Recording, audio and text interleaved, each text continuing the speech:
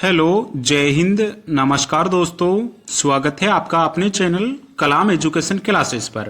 दोस्तों, हम इस क्लास में करने वाले हैं आरपीएफ कांस्टेबल व एसआई से संबंधित जीके जीएस का प्रैक्टिस सेट। दोस्तों, रेलवे में पूछे गए प्रीवियस ईयर क्वेश्चनों को दोस्तों हम करवाने वाले हैं।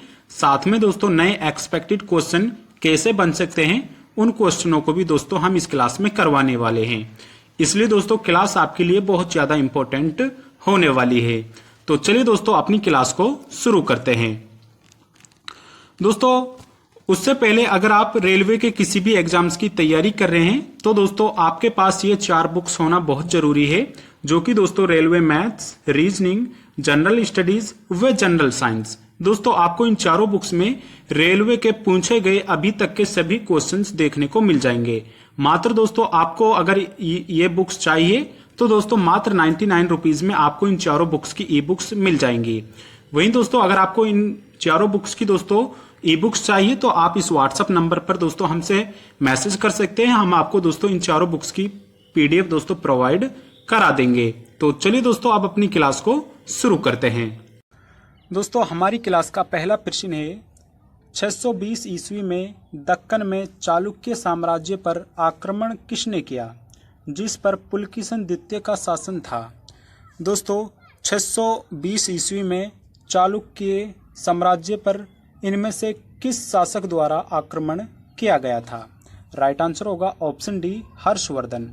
दोस्तों हर्षवर्धन द्वारा पुलकेशिन द्वितीय पर आक्रमण किया गया था। वहीं यह युद्ध 618 ईस्वी में लड़ा गया था और नर्मदा नदी के तट पर लड़ा गया था, जिसमें हर्षवर्धन की पराजय हुई थी और इसमें विजय पुलकेशिन द्वितीय की हुई थी। ऑप्शन डी राइट आंसर हो जाएगा। अगला प्रश्न है, in the afternoon of time किस भारतीय कवि की आत्मकथा है। In the afternoon of time किस भारतीय कवि की आत्मकथा है। वेरी वेरी इंपॉर्टेंट है। राइट आंसर होगा ऑप्शन ए, हरिवंश राय बच्चन। दोस्तों in the afternoon of time ये हरिवंश राय बच्चन द्वारा लिखी गई है। ऑप्शन ए राइट आंसर हो जाएगा।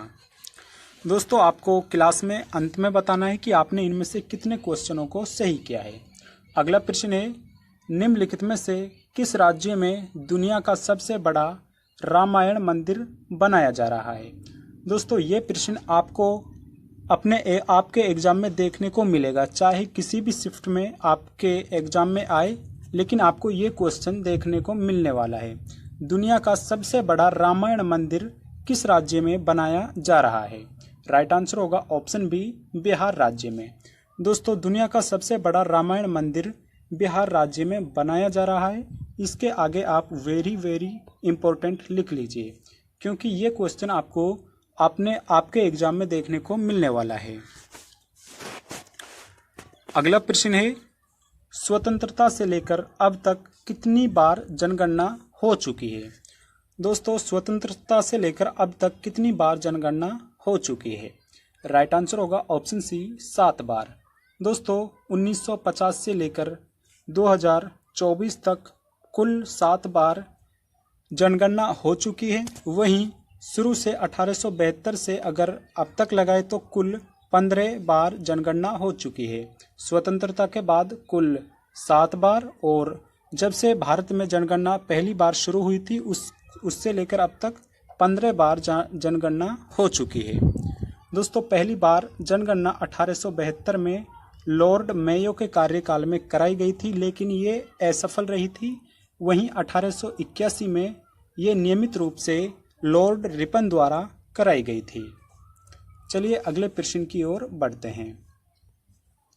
अगला प्रश्न है, रेडियो तरंगों का परावर्तन करने वाली वायुमंडलीय परत कहलाती है। दोस्तों रेडियो तरंगों को परावर्तन करने वाली वायुमंडलीय परत क्या कहलाती है। राइट आंसर होगा option A, ion Mandal. Option A बिल्कुल राइट आंसर हो जाएगा। अगला प्रश्न है, ग्रहों के चारों ओर चक्कर लगाने वाले खगोलीय पिंडों को क्या कहा जाता है। दोस्तों ग्रहों के चारों ओर चक्कर लगाने वाले खगोलीय पिंडों को क्या कहा जाता है। राइट आंसर होगा ऑप्शन बी, उपग्रह। दोस्तों धरती का एकमात्र उपग्रह चंद्रमा है जो धरती के चारों ओर चक्कर लगाता है, तो उन्हीं को उपग्रह कहते हैं। ऑप्शन बी राइट आंसर हो जाएगा। अगला प्रश्न है, कैबिनेट मिशन के अनुसार रियासतों को कितनी सीटें आवंटित की गई थी? दोस्तों, कैबिनेट मिशन में जो कुल सीटें थी वो 389 सीटें थी। वहीं उनमें से 93 सीटें ये देशी रियासतों की थी। ऑप्शन ए राइट आंसर हो जाएगा। काफ़ी बार एग्जाम में पूछा जा चुका है और बार बार एग्जाम में पूछा जाता है, आपको याद रखना है। अगला प्रश्न है, मुख्यमंत्री एवं अन्य मंत्रियों की नियुक्ति संविधान के किस अनुच्छेद के अंतर्गत होती है? दोस्तों, मुख्यमंत्री एवं मुख्यमंत्री की अनुशंसा पर अन्य मंत्रियों की नियुक्ति संविधान के किस अनुच्छेद के अंतर्गत होती है? राइट आंसर होगा ऑप्शन डी अनुच्छेद 164। दोस्तों, अनुच्छेद 164 के तहत मुख्यमंत्री एवं अन्य मंत्रियों की नियुक्ति की जाती है। ऑप्शन डी राइट आंसर हो जाएगा। बाबा फरीद खां का संबंध निम्नलिखित में से किस क्षेत्र से था? दोस्तों, बाबा फरीद खां निम्न में से किस क्षेत्र से जुड़े हुए थे? राइट आंसर होगा ऑप्शन बी पंजाब। बाबा फरीद खां का संबंध पंजाब राज्य से है। ऑप्शन बी राइट आंसर हो जाएगा। अगला प्रश्न है, जनगणना 2011 के अनुसार निम्नलिखित में से किस राज्य में सबसे कम जनसंख्या दर्ज की गई है? दोस्तों, 2011 में जनगणना की गई थी, उस समय किस राज्य की जनसंख्या सबसे कम थी? राइट आंसर होगा ऑप्शन सी सिक्किम राज्य। सिक्किम राज्य की जनसंख्या सबसे कम थी। वह सबसे ज़्यादा जनसंख्या उत्तर प्रदेश राज्य की थी।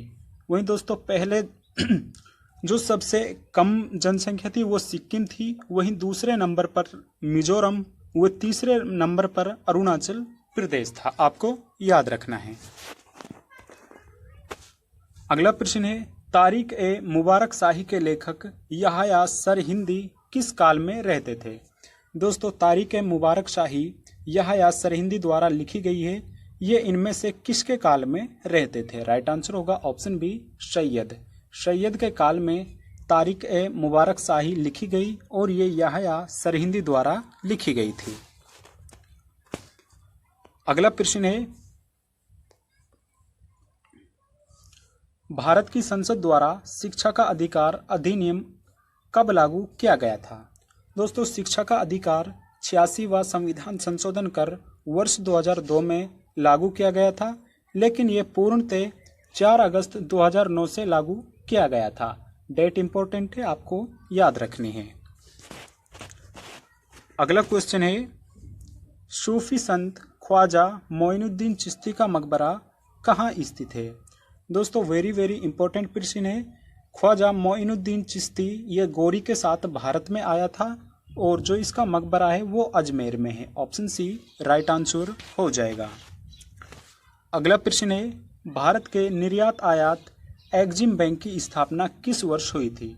दोस्तों, निर्यात आयात एग्जिट इंपोर्ट बैंक, जिसको एग्जिम बोला जाता है, एग्जिम बैंक की स्थापना किस वर्ष हुई थी? राइट आंसर होगा ऑप्शन सी वर्ष 1982 में एग्जिम बैंक की स्थापना हुई थी। अगला प्रश्न है, विभाजन परिषद के अध्यक्ष कौन थे? दोस्तों, विभाजन परिषद जिसके द्वारा भारत एवं पाकिस्तान का बंटवारा किया गया, इसके अध्यक्ष कौन थे? राइट आंसर होगा ऑप्शन ए लॉर्ड माउंटबेटन। उस समय विभाजन परिषद के अध्यक्ष लॉर्ड माउंटबेटन थे। ऑप्शन ए राइट आंसर हो जाएगा। अगला प्रश्न है, क्लोरीन गैस निम्नलिखित में से किसका एक प्रमुख घटक है? दोस्तों, क्लोरीन गैस निम्नलिखित में से किसका एक प्रमुख घटक है? राइट आंसर होगा ऑप्शन बी आंसू गैस का। ऑप्शन बी राइट आंसर हो जाएगा। अगला क्वेश्चन है, मूंगफली का दूसरा सबसे बड़ा उत्पादक राज्य है? राइट आंसर होगा ऑप्शन बी राजस्थान। दोस्तों, राजस्थान मूंगफली के उत्पादन में दूसरा सबसे बड़ा राज्य है। वहीं पहला राज्य गुजरात राज्य है। आपको याद रखना है, वेरी इंपॉर्टेंट प्रश्न है। साथ ही दोस्तों, अगर आपको इस क्लास की पीडीएफ चाहिए तो आप हमारे टेलीग्राम से ज्वाइन हो सकते हैं। टेलीग्राम का लिंक आपको वीडियो के डिस्क्रिप्शन में मिल जाएगा। अगला प्रश्न है, प्रसिद्ध बौद्ध भवन थिक्से मठ भारत के किस राज्य या केंद्र शासित प्रदेश में स्थित है? दोस्तों, ठीक से मठ भारत के किस राज्य या केंद्र शासित प्रदेश में स्थित है? राइट आंसर होगा ऑप्शन ए लद्दाख। ठीक से मठ लद्दाख में स्थित है। ऑप्शन ए राइट आंसर हो जाएगा। अगला प्रश्न है, भारतीय संविधान में अनुच्छेद 356 और 360 किस पर आधारित एक लेख है? दोस्तों, 356 और 360 किससे संबंधित अनुच्छेद है? राइट आंसर होगा ऑप्शन सी आपातकालीन प्रावधान। दोस्तों, अनुच्छेद 352, अनुच्छेद 356 व अनुच्छेद 360 के तहत राष्ट्रपति के पास कुछ विशेष शक्तियाँ मौजूद है जिनके तहत राष्ट्रपति अपना प्रयोग करता है। 352 के तहत ये जो बाहरी आक्रमण होता है उसके कारण लगाया जा सकता है। 356 राष्ट्रपति शासन और 360 ये होता है वित्तीय आपातकाल। अभी तक 360 आर्टिकल हमारे देश में एक बार भी नहीं लगा है। चलिए अगले प्रश्न की ओर बढ़ते हैं। अगला क्वेश्चन है, भारत के पड़ोसी देश भूटान की आधिकारिक भाषा कौन सी है? दोस्तों, भूटान की आधिकारिक भाषा कौन सी है? राइट आंसर होगा ऑप्शन बी जोंगखा। जोंगखा भूटान की एक आधिकारिक भाषा है। दोस्तों, अगर आपको एक क्लास पसंद आई है तो आप इसको लाइक कर सकते हैं। वे चैनल पर नए हैं तो चैनल को सब्सक्राइब भी जरूर कर लें। धन्यवाद।